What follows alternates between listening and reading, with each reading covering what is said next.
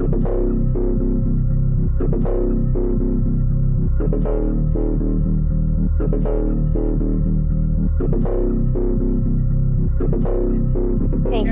you, Courtney. Thank you very much. And you'll get a little more detail that I'm actually not just DEQ. I actually work for 7 governments. It's kind of complicated. But so I work for, though, the Basin Environmental Improvement Project Commission. We call it Basin Commission for short. And today I am going to talk about the Bunker Hill Superfund Site. We'll first talk about the history, and then we'll talk about the progress we have made up there, and then we will talk about how you can safely recreate in the area. And so again, first we're going to talk about the past. What happened? How did we get here? So as many of you I'm sure are aware, we have a large mining district in the east of us. It's Silver, Kellogg and Wallace, the Silver Valley.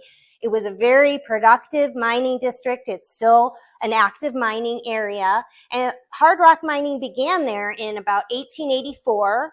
And between 1884 and 1980, it produced 7.5 million tons of lead, 4 million tons of zinc, and 1 billion ounces of silver. And when they first started to mine, they weren't very efficient. They only recovered about 75% of the ore that they wanted to get. And they actually knew that. And so they did consider stockpiling it in areas for future recovery, but it was difficult because it's very mountainous over there. And so they either disposed of it or repurposed it. And in terms of repurposing it, they actually utilized a lot of that waste to build roads and infrastructure. They created I-90 is built on a lot of mining waste, as well as a lot of areas in Kellogg to create flat grounds to build things. And so they also built bricks out of some of the waste. They actually also used it for traction control. So they did try to utilize it, but when they ran out of things to do with it, they disposed of it. And it was kind of commonplace throughout the country to be doing that. Unfortunately, those tailings were high in lead, arsenic, cadmium, and zinc. And so this is a map of all the mines and mills that were in the Silver Valley back in the day. And so you can see in the Smelterville Kellogg area where Bunker Hill was, there was just a lot of mine claims. And then we have a lot over here out of Wallace, and this is the Canyon Creek area. And we'll be talking about that area a little later. So the problem with tailings. Mine tailings were dumped directly into the South Fork of the Coeur d'Alene River. As you can see here, this is the Morning Mill site in Mullen. The mine tailings are just coming down this slough and being dumped directly into the South Fork of the Coeur d'Alene River. And the downstream farmers actually noticed within 10 so years, by 1903, they started to try to sue the mining companies because they were losing livestock and their crops were dying because of what was going into the river. And the local community even called it Lead Creek because it ran that opaque white color. This is the confluence of the North Fork and the South Fork of the Coeur d'Alene River. And so you can see it's definitely got that milky color. It's full of that, of those mine tailings. And then you can see it's just doing, causing a lot of issues on the shoreline. And so with that, it not only went into the river, it was spread by flooding. I mean, that area is prone to flooding, and it would spread that contamination throughout the floodplain. It ended up coming downstream into the rivers further, and then downstream even further into the lake. And so there's about 100 million tons of mine waste that is distributed throughout the floodplain and the river channel. And so as you can see here, this is an image from 1933 flooding in Kellogg. A lot of times those floods would extend all the way until the foothills of the mountains as they rose up. And so when you consider where the contamination is, it has spread well beyond the riverbed. And then to compound the situation, we had the smelter. The smelting began around 1917, and that is the process of applying heat to extract that ore that you're looking for. And the exhaust that comes off the smelters contain lead, arsenic, and sulfur dioxide. And the effects of that smelter exhaust was that as you inhale it, it elevates your blood lead levels. It actually is more impactful than ingesting it. If you inhale it, it can hit your bloodstream faster. And then it also killed vegetation, damaged car paint, ruined laundry. And that is actually with a filtration system that they put on these bag houses.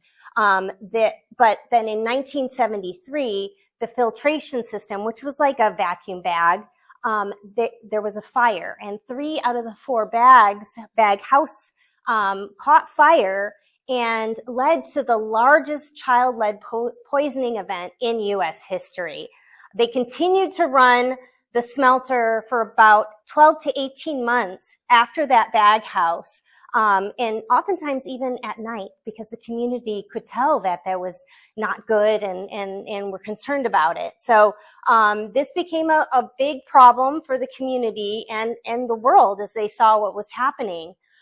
So this is a picture of the smelter from 1991. So that's about 10 years after it shut down. And as you can see, the hillsides are still denuded of vegetation at the time. And so this is actually what brought light to the situation and brought in the concern to make it a Superfund site. And so in 1983, it was listed on the national priorities list. And what that means is they will start to investigate and try to figure out how they're going to clean it up for human health. And so that takes a while. They need to investigate. They need to do, sampling and understand the extent of the contamination. And so in 1991, they released the Record of Decision. And that's essentially the recipe for how they plan to clean it up. And that was just for it's called the Operational Unit 1, OU1. And that was just for, just for the box area. So that's a 21 square miles around the Kellogg smelter area. And then a year later, they released the Record of Decision for what they call the OU2, which also was in the box, but that's for the non-populated areas. They wanted to figure out what to do, where the people were first, and then want to figure out how they can deal with it elsewhere after. And then as they were digging in, you saw the map with all the different mine and mill sites. They realized that the contamination wasn't just from those smelters, that it impacted the watershed. And so in 2002, they expanded that Record of Decision from essentially the Montana border into Washington. And really, it's written to anywhere that the contamination lies. And it expanded it to about 1,500 square miles. It became the largest lead Superfund site in the nation. And again, the Record of Decision kind of lays out how they plan to go about cleaning it up. Well, in 2012, they had to make an amendment for the Upper Basin. We call this area east of Kellogg the Upper Basin, and we call this area down here the Lower Basin. And the Upper Rod Amendment was to change a few things. They found that there was some significant loaders to the watershed that they really needed to prioritize and address. And they were trying to do some passive treatments that they found was not very successful. They've been trying to do adaptive management. So as they learn that things work or don't work, then they kind of adjust their plans. And the one thing I think people aren't fully aware of is the lake is in the Superfund site. It just did not have a remedy selected. There was concern within the community and within the politics that would really put a stigma on Coeur d'Alene. And so what they chose to do instead, and it was a very complicated animal, there's really not a good solution, even with newer technology, of how to address it. The biggest and the best solution they had was to create the lake management plan. And so that is where the state of Idaho and the Coeur d'Alene tribe worked together to monitor the lake to make sure that it stays healthy to keep all those heavy metals at the bottom of the lake. And so when this area was expanded, that is actually when the state of Idaho said, hey, we really want to say in what the federal government is going to do with this massive cleanup that they have designated. And they created the Basin Environmental Improvement Project Commission. It's in statute so that we have this there. And so what it is that it's a commission that oversees what the plans are for the cleanup. And it coordinates activities between federal, tribal, state, and local governments to implement those records of decisions for the cleanup of the human health and ecological remedies.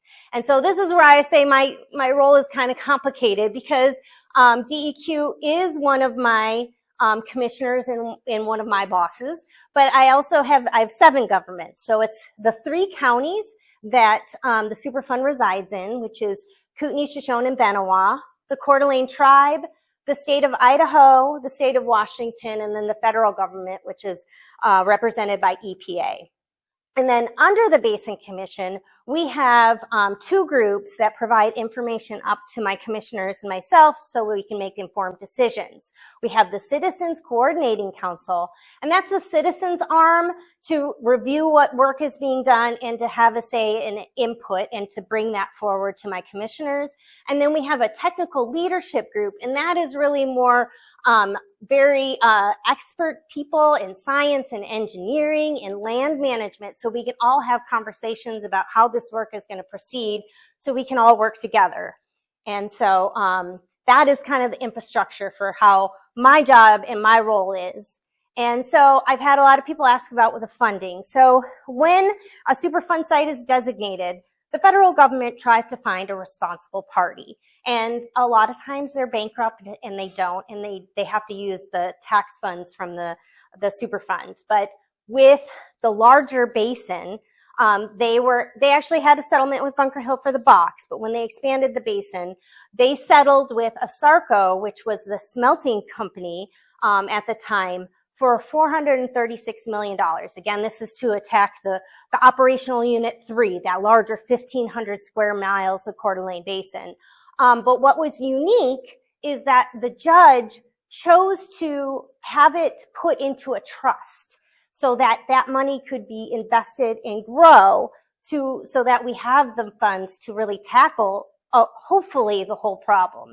And so since the trust was started in 2009, it has grown to $605 million, and it has been $262 million has already been spent, and they allocate $30 million a year to spend it. And so what the trust does is they do the investing of the money and they allocate the money out, but they also manage the projects. The EPA still has the role of having, the record of decision and the plans and what they need to go forward. Then this group will take and bring together the different engineering groups and smart minds to create the plan to do these cleanups. And so the Coeur d'Alene Trust really wanted to utilize local community to do these jobs. And so 86% of the construction contractors and subcontractors are local, which are about 172 workers. And to date, the estimated economic impact has been about $200 million. So now I'm going to talk about where we're at and the progress we have made. So when the site went onto the national priorities list, they did not wait for the first record of decision to do work because they knew that the area around the community was contaminated and they needed to really remove that from their area. And so what they did is they began to do a basin property remediation program. And so they went around and removed contaminated soil and replaced it with clean. Unfortunately, as I mentioned, a lot of things were built up to 30 feet of mine waste. And so they only removed partial removal. So they removed 12 inches from that soil, that contaminated soil. They would put a fabric layer so you know that you're hitting down to the contamination, put clean on top of it, and then capped it with, you know, grass or gravel or whatnot. And so to date, they've done over 7,000 properties in the area of Kellogg and Wallace. And then they also created this institutional control program. And that is really to protect the remedy as we do the cleanup, but also obviously public health. And so this blue area is the boundary for the ICP.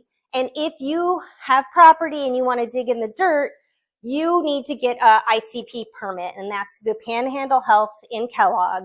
And so they will give you a place to dispose of the contaminated soil. There are repositories throughout the basin to put the contaminated soil. They will give you information on lead hazards for disclosures. You can hire ICP licensed contractors. They take a class so they understand that they need to be careful with the soil and not track it and not recontaminate things. And then you can also get free soil and gravel for small projects.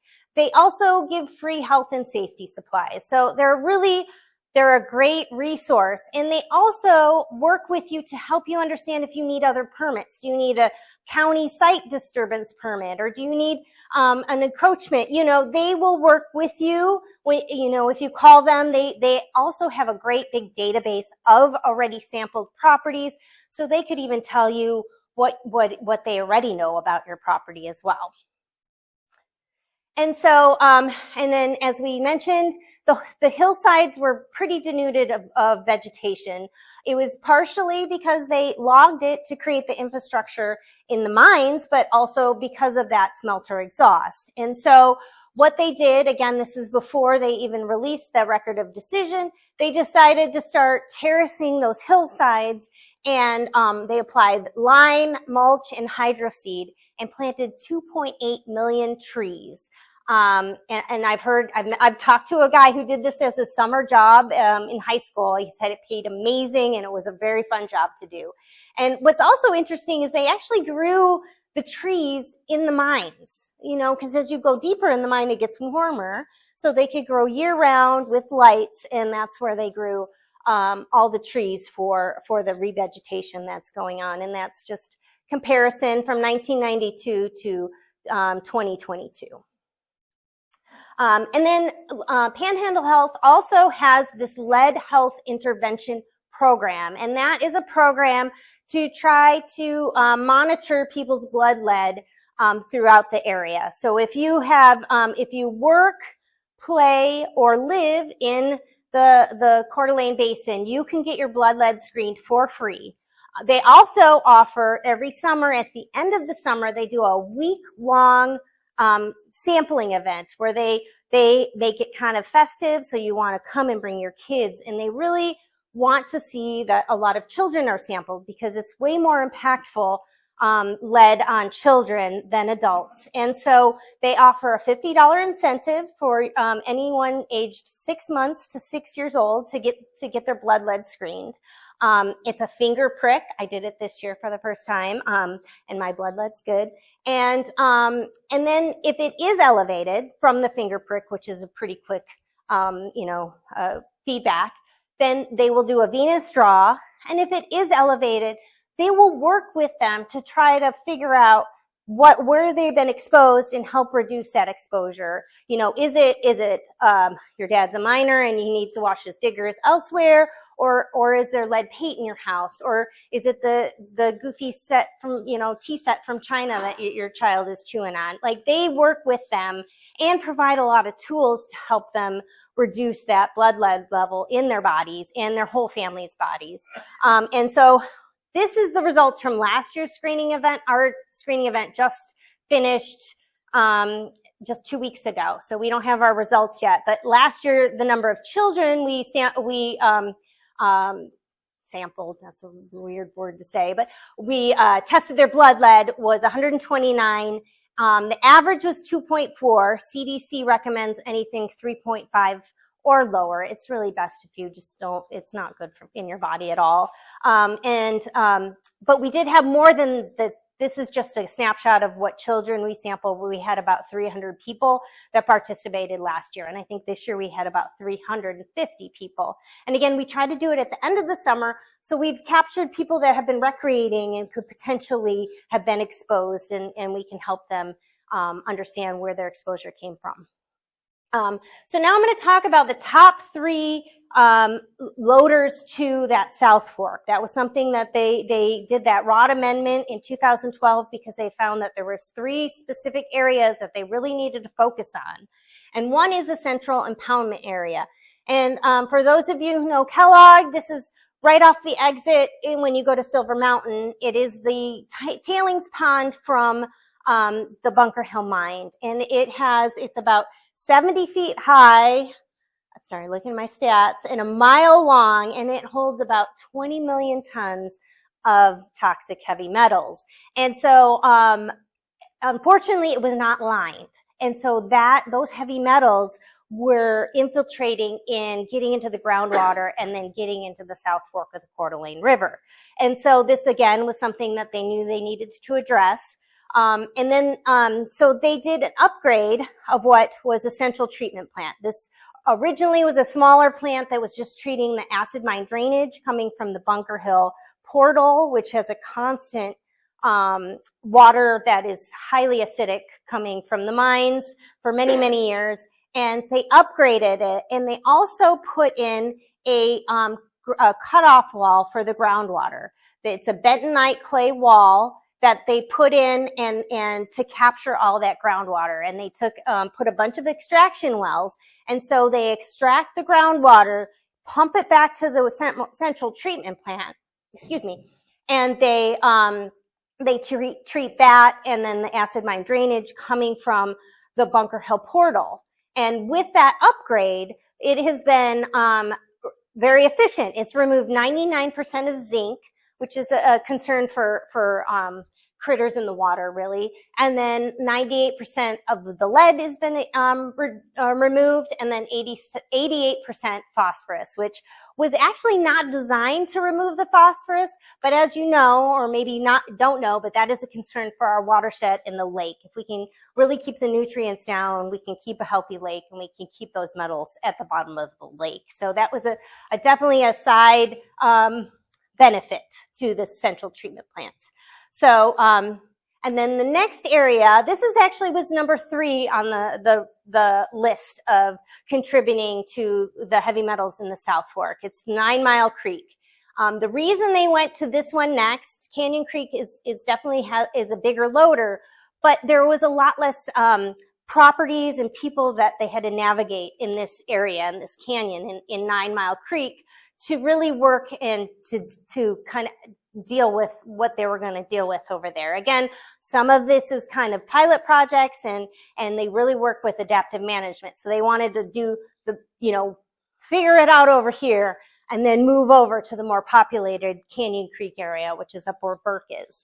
And so, in 2024, they completed all of the priority cleanup actions that were mentioned in the record of decision.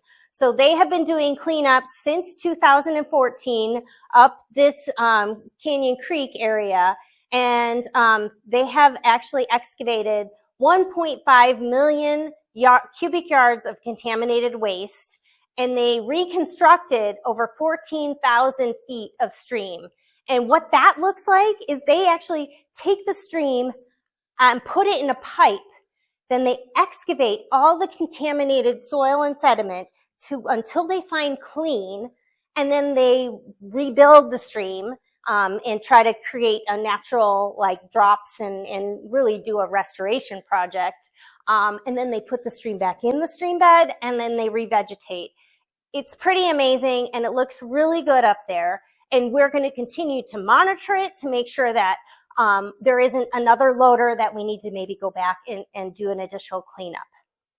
And so this is before and after in the East Fork 9 Mile. You can see it was, this was a lot of mine tailing waste. I think these are kind of mirrored. So in the watershed, it was going right through all that waste, and it's been removed and pushed back up the hillside. And then this was actually the biggest loader. It was a success area. And again, you can just see how it's, you know, leaching heavy metals. And so it's looking great, but again, we're going to monitor it and make sure that it's fully cleaned up to where we need it to be. And if it's not, then we'll go back. So now Canyon Creek. And so this is again the one up by Burke. If you know, we're, you know, up by Burke, there's the historic buildings. It's kind of a pretty cool history of North Idaho up there. But it had a lot of mine and mill sites. And it's one of the biggest loaders. And so right now we've actually taken out 2 of the biggest loaders out of the 3, which is great. So we're working on Canyon Creek. It's going to be a long time that we're still going to be there. But the way it works is they characterize an area first. So they really they do, you know, they drill and they core and they sample and they put in testing wells to see what is the problem, where is the problem. And then they take that information and then they work on a design. They take all the information they gathered, they create the design plan to how they're going to tackle it, and then they start the remedial action. And so currently there are 2 remedial actions happening up in Canyon Creek. And what we try to do is work upstream to downstream so we're not recontaminating anything we've cleaned up. And so this year they're going to remove about 200,000 cubic yards of contaminated waste, and they're reconstructing 180 feet of stream channel, which I think it's still currently offline and in a pipe like that. But last year they installed this box culvert, which is huge. I think it's very, very tall. You could easily walk in it. And so again, this is something they're working on, and they will probably still be there for another 10 years working on it. And then, as I mentioned, we try to work upstream to downstream, but there was a need to address what was happening in the chain lakes and the wetlands around there. It is a really bad place for the waterfowl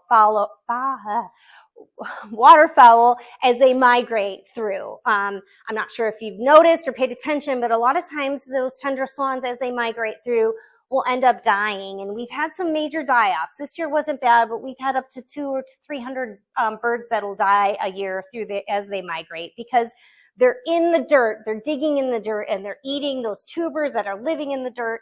And so, and it's high in lead for them. And so what they decided to do in tandem to a lot of the remedial actions going on in the upper basin is they decided to start doing agricultural to wetland conversions to create clean wetlands for those waterfowl.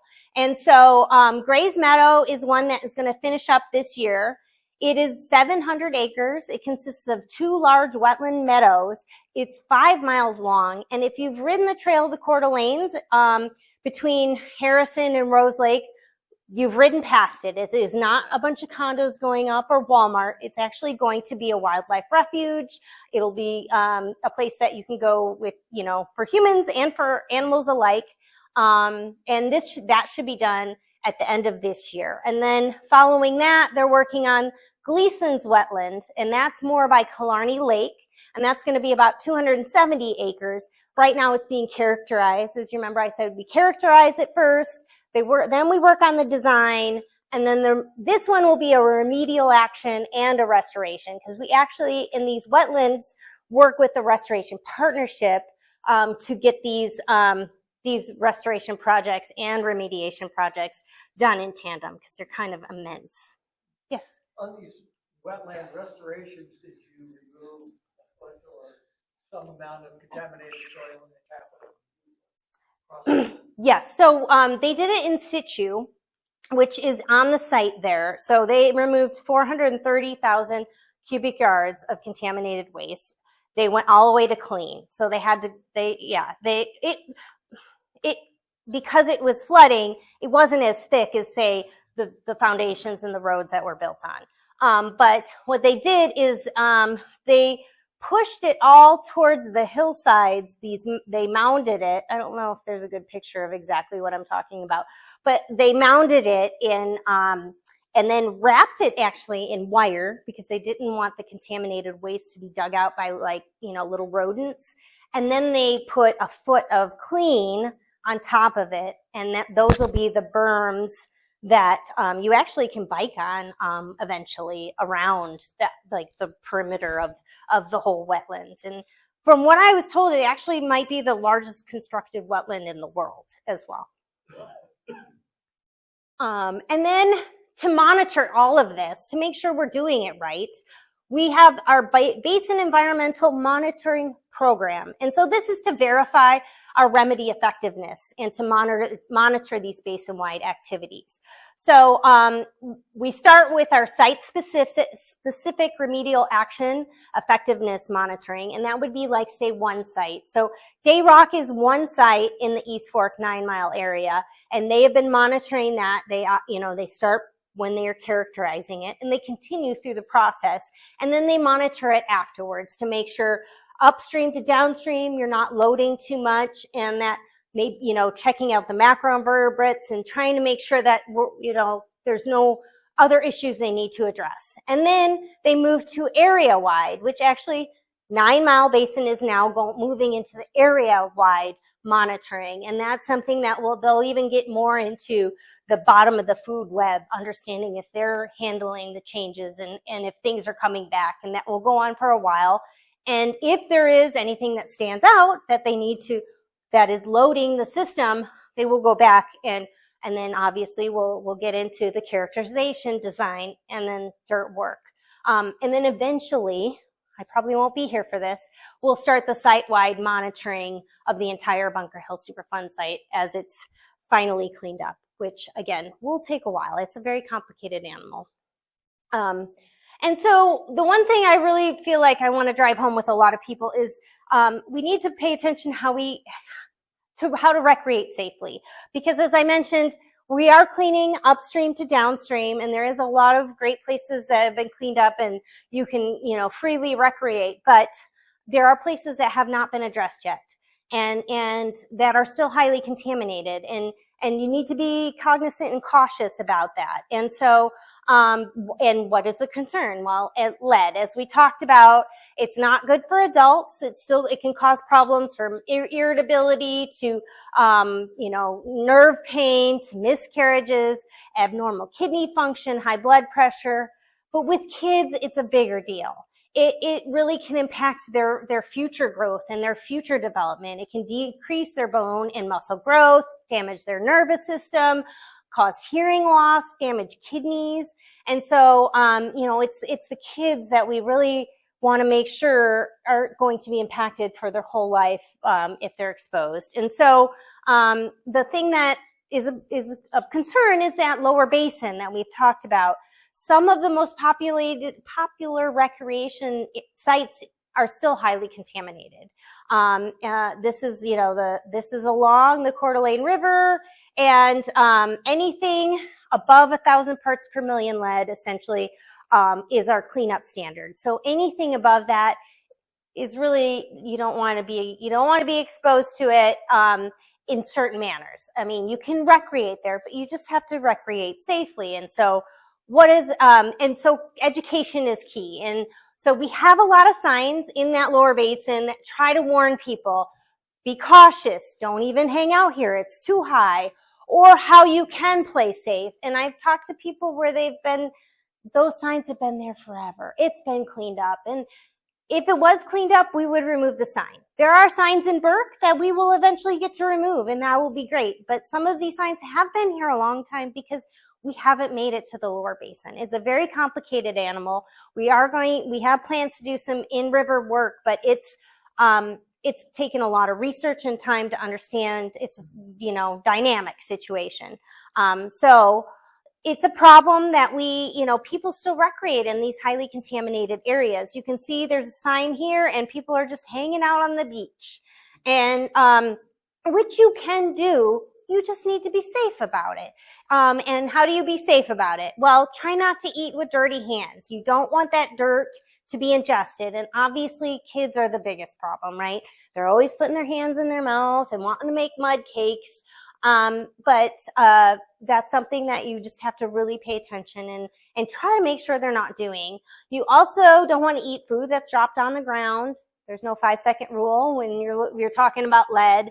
And then something I never thought about, but if you're chewing or smoking cigarettes, you shouldn't do that with dirty hands. Never thought of that. But then again, the dust, inhaling dust, that's, as I mentioned, it can impact your blood lead levels more readily than eating it. And so if you're in a dusty area, wear a dust mask or a bandana, or just try not to be where it's super dusty. And then really more specifically, if you're going to go and want to recreate in that area, just make sure you're avoiding contact with the dust. Maybe lay out a blanket and try to wash your hands before you eat. Bring your own clean water to do that with, because a lot of times the river is pretty turbid and has suspended sediment that could actually have lead in that sediment. So you want to bring your own clean water, wash your hands, make sure your hands are clean before you are to eat. If it's dusty, wear a face mask. If you're going to do some paddling or whatnot, try to clean your equipment off there before you come home. I love to paddleboard in the chain lakes, but before I leave, I really try to get all the sand and dirt off my paddleboard. And then when I come home, I take care of my clothing. I'll wash it separately. I'll take my shoes off outside the house and rinse them off. And then if you bring your pet and they have dirt and sand, try to get that off of them before they get in the house and spread it around your house. Again, it's something you just need to take precautions. And if you are concerned and aren't certain because you have been recreating, again, the Panhandle Health will do blood lead screening for you for free. And so you can also get involved. And so the Basin Commission has meetings quarterly, and we rotate around for my different governments. And the next one will be in Kellogg on November 5th. You can also join the Citizens Coordinating Council. That is, again, our citizens arm to provide input to our commissioners. And then you can sign up for our newsletter. I have a sign-up sheet. I forgot to get it out, but I will get it out after this, and you're welcome to sign up. I won't inundate you. It comes through the email, and it's just going to provide you information on our agenda and meeting packets, which has meeting notes, so if you're interested in just fully reading all that. And then also we put in articles from The Dirt, which is in the Shoshone Press, and Our Gem, which is in the Coeur d'Alene Press. And those are articles that we contribute and try to provide information to the community so they can be fully aware of what's going on. So now, does anybody have any questions? Yes, sir. I hope I can answer. Where does all this dirt go? That is a good question. So, yes, so we actually have what are called repositories that are engineered to hold the waste and contain it without having it released. And so when it's a big area like East Fork 9 Mile, it has what we call a waste consolidation area. And so that all that 1.5 million cubic yards of waste was put into that waste consolidation area. They line the bottom of it. They put the soil in for many years, and they compact it so tight that they don't want it to infiltrate at all. But once it's done, they actually use a very thick plastic and weld it all together. So it's fully encapsulated and they talk about it being water management. So the biggest thing is water could infiltrate and get in there. So they really work on managing the storm water so it can't get in there at all. And then they actually have to make sure things don't grow on it, because if you had a tree grow on it, it could pull the roots up and expose that contaminated soil. So essentially, in perpetuity, they will work on operations and maintenance for that. And then there are repositories peppered throughout the basin, which is where you can take your waste if you have an ICP permit. They'll tell you which is the repository closest to where your work is being done. And again, that is where they work to really manage the stormwater, compact the soil. It feels like concrete because they don't want it to infiltrate, because then it could, potentially wash away. And so there are, I think, 5 total repositories. I feel like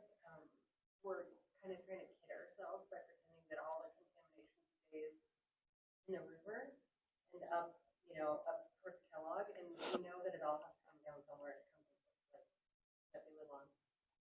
And I know a lot of people that have lived in this community for a long time who recreate, who live on the lake and don't live in the valley, and they've had high lead levels as well. Oh, interesting. So, Do you know if they recreate up the Coeur d'Alene River often? I don't think so.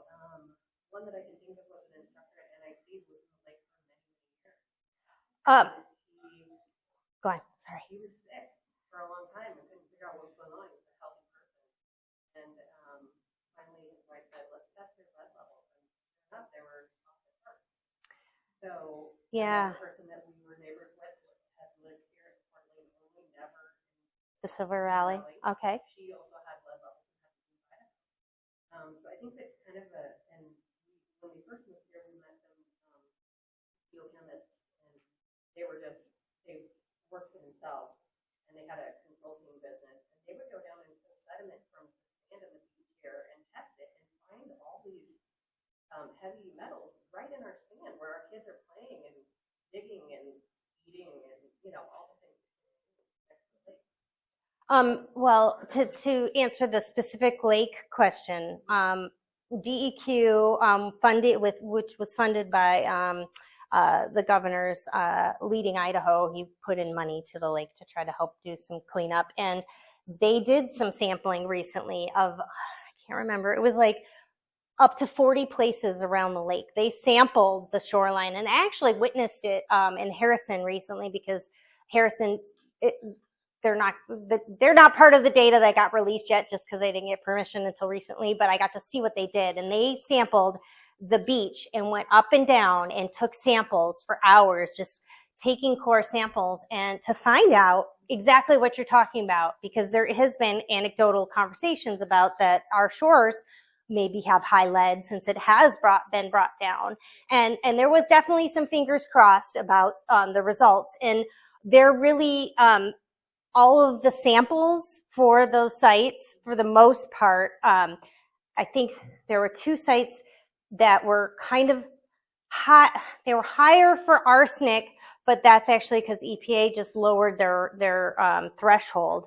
But it was below the lead and arsenic level of concern for all of those sites. And actually, our regional manager for DEQ just did an interview on KXL, or a TV, one of the TVs. I don't know, is KXLY a TV? I think that's a radio. But he just recently spoke about the results from that sampling, and we actually just had them present at our Basin Commission a couple weeks ago. And if you go to our website, you can see the presentation, like PowerPoint. Obviously, it's not. We don't record, we're not that fancy, but they'll go over what the results were. And it was actually arsenic was of more concern, but arsenic is actually, it's kind of, the background of arsenic is actually higher in this region in general. So it's something that, of concern, but nothing more great than what we've measured up in the Silver Valley. And then as far as lead is concerned, it was actually really immersed in our environment for many years. I mean, we lived in Boston, and it was a big concern. I actually couldn't even start my kids in school until I had their blood lead tested, because they wanted to make sure that they were not getting exposed, because back in the day we had lead paint, we had leaded gas that just it's like a little smelter all over the whole community, the whole United States. So I don't doubt that there was some exposure for them, but honestly, from the data that I have seen, and which I trust, I really do think that our lake is relatively safe. And I think that, we all have been exposed to a lot of funky things in our life, and sometimes it's just hard to pinpoint where you've been exposed. Is the bunker mill, it is up and running? They're trying. They need some investments to really get it up and running, but they're actively building.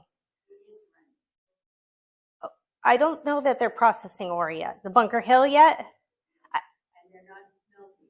No, they're not smelting. Yeah, there are actually no smelters in the United States anymore. And the Sunshine Mine actually is actually looking at opening up as well, which is in Big Creek.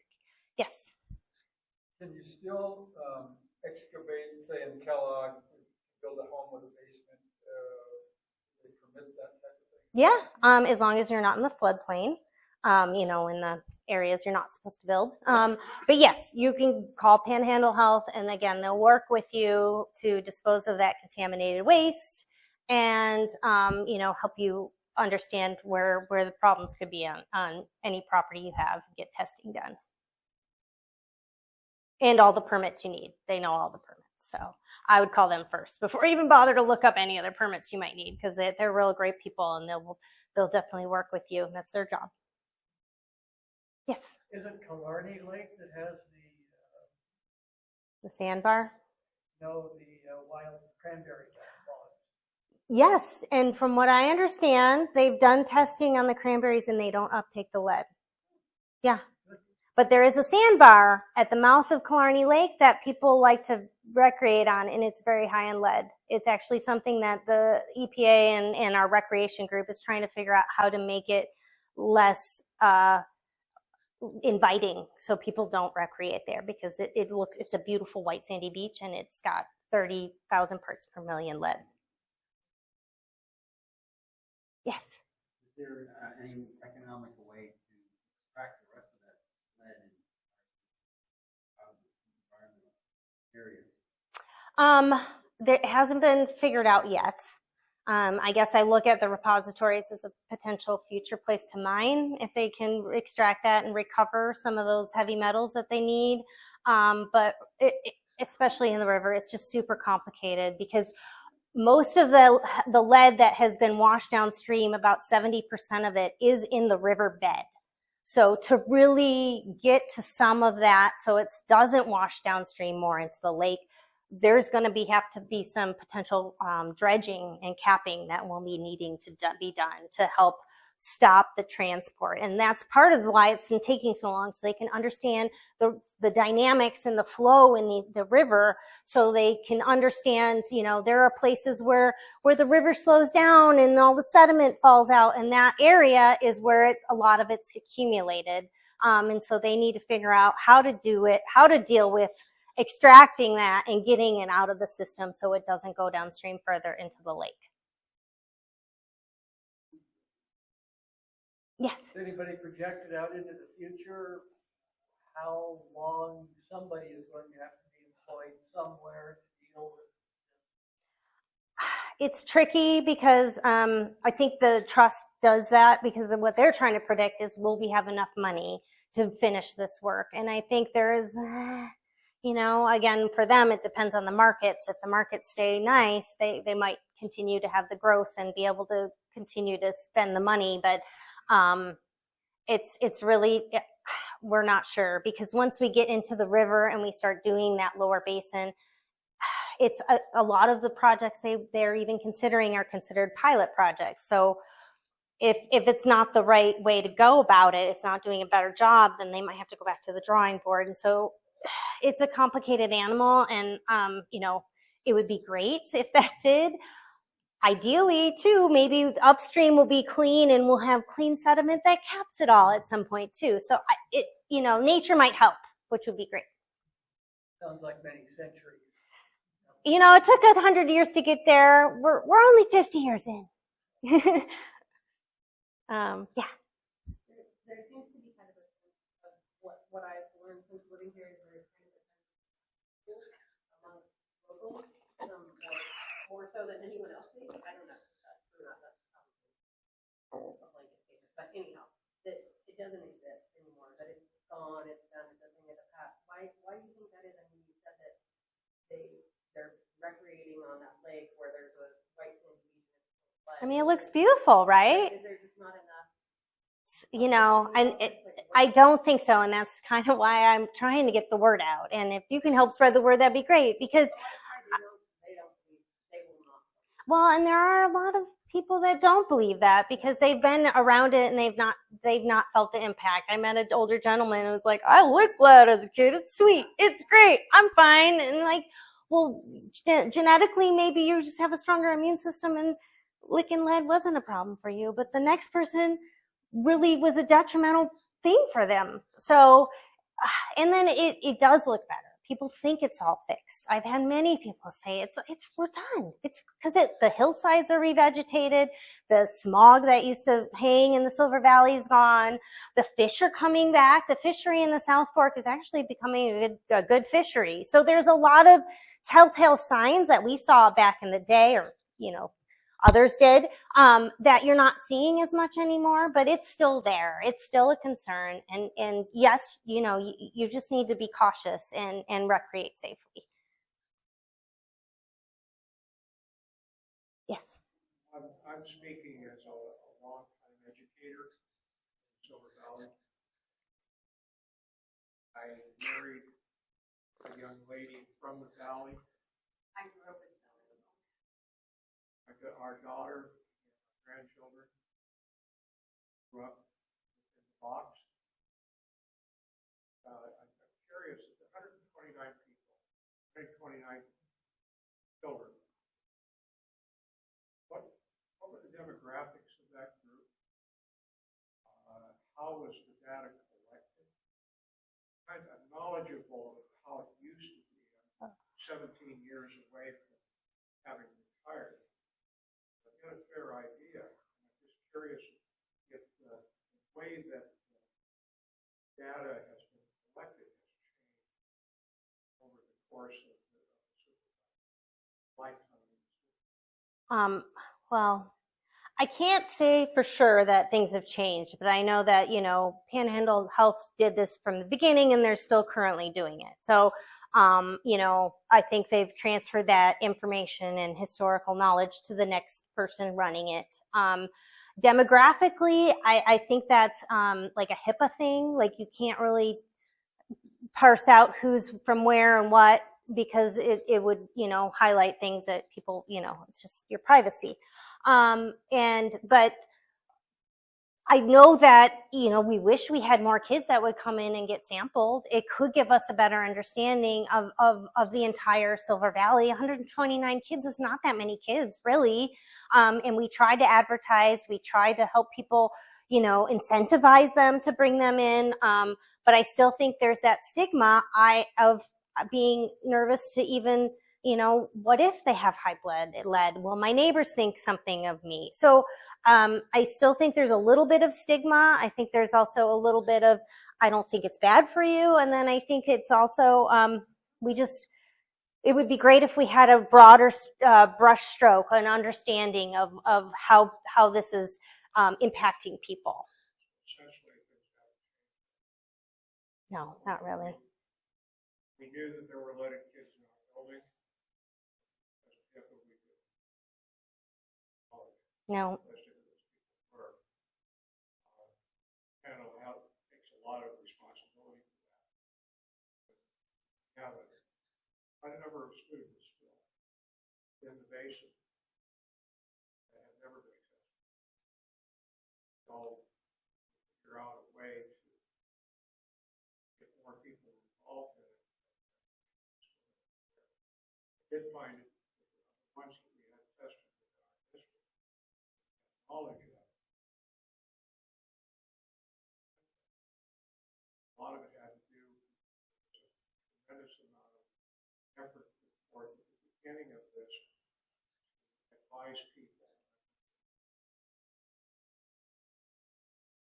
Talking before the session about don't let your kids eat the dirt.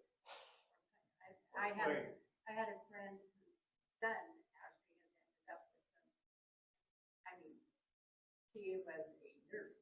She knew health issues. He ended up with some bone issues.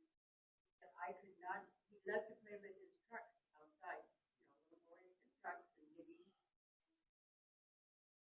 I'm pretty sure that, some of that dirt got in his, and it did impact him. And they tried everything. Other than locking him in the house and outside. So, people coming home and changing their diggers at home instead of at the dry. Vacuuming. Yeah. Yep. Well, and that, that is one thing that, Panhandle Health will provide you a HEPA filter vacuum so you can vacuum, you know, have a better vacuum to utilize. They will also, they've just this year have, you can get a free new furnace filter. So you can help with that. Like they're trying to incentivize, you know, those things to try to help, you know, eliminate the exposure. But again, it's just, it's complicated. Yeah. Well, tangent to that good question, were people who are children, 75, was it the Bag House fire? Have they been followed since? No, it's unfortunate. It's hard to really read between the lines of what happened, but it does seem like the state of Idaho didn't really want to have those people, you know, monitored throughout their life. You know, we're a state of, we want to be free and have our freedoms, and I think they felt like that was too much oversight. Again, that's just me reading in between the lines, but no, it would have been helpful for humanity to understand what the impacts, long-term impacts, and it's unfortunate because it wasn't something that was done. Yes. There's a lot of heavy metals up there in the leaches that brings naturally in them up from the non-mining areas. Just the background. The background of the whole area. Have they done a study to see how much is naturally leaching in non-mining areas? Yes. How high is it? That number I don't know, but I do know that there is a level of lead and arsenic that is naturally, geologically in the background for this whole area. And I don't think lead is of concern, but arsenic, just the natural background, is actually kind of high for this area. And I know there are some wells that people, you know, are drinking wells along the Coeur d'Alene River that had high arsenic, and they had to have a reverse osmosis filter put in, and they've really figured out that it's actually not, the high arsenic isn't coming from the mine waste. It was just that natural background for them.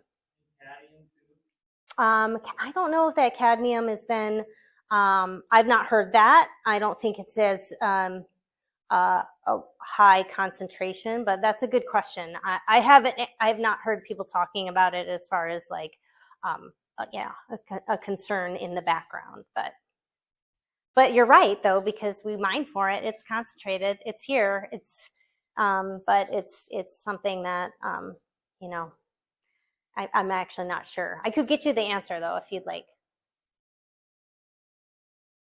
Well, with that, let's all thank Sharon for coming. Thank you guys.